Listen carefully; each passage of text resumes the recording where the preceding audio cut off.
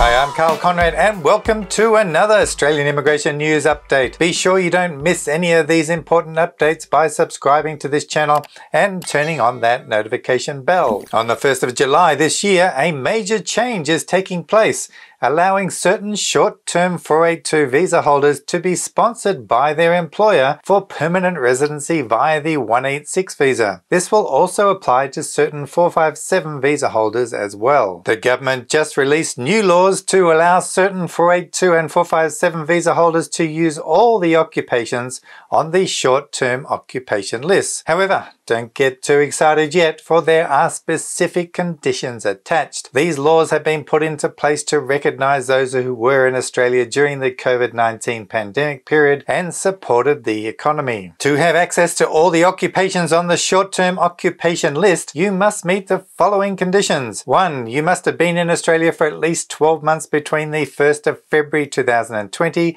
and the 14th of December 2021. 2. You need to hold a 482 or 457 visa. 3. You must have been working for at least 3 years for your nominating employer. And 4. Your occupation must be in the position approved for the 482 or 457 visa for those 3 years. There is also an important change for those who hold or held one of the old 457 visas. If on the 18th of April 2017 you held a 457 visa or was an applicant for the 457 visa that was subsequently granted, you will continue to be eligible for the ENS-TRT transitional arrangements. That is, the 3 years of employment requirement is reduced to 2 years. There is also a major benefit to people who may have been on other visas and now thinking about moving to the 482 visa. As long as you were in Australia on any visa, including bridging visas, for at least 12 months between the 1st of February 2020 and the 14th of December 2021, you will be eligible for the PR pathway through the 186 visa by using the short-term occupation list. For example, if you held a student visa in Australia, then moved on to the 485 visa and found a job, and this employer wants to sponsor you for the 482 short-term visa, then you will have access later to permanent residency through your employer. Take note, the short-term and long-term 482 visa streams will still exist as they are. There are no changes to this arrangement. It will mean that those on the short-term 482 visa will have to apply for a second 482 visa, as their visas only last for 2 years at a time. This is to ensure you meet the 3-year requirement of holding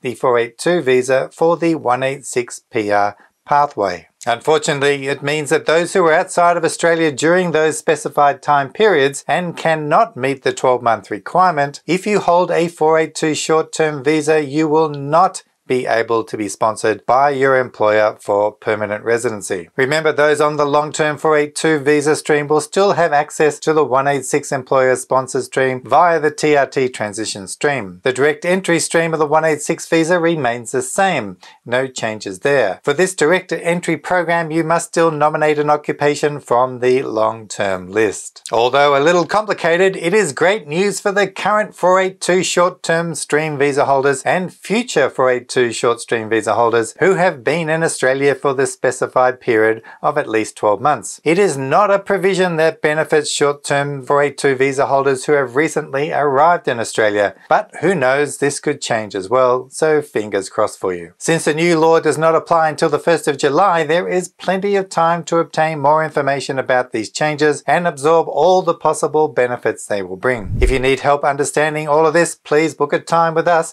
and we will explain it carefully for you. As always, take care out there and I will see you next time, so bye for now.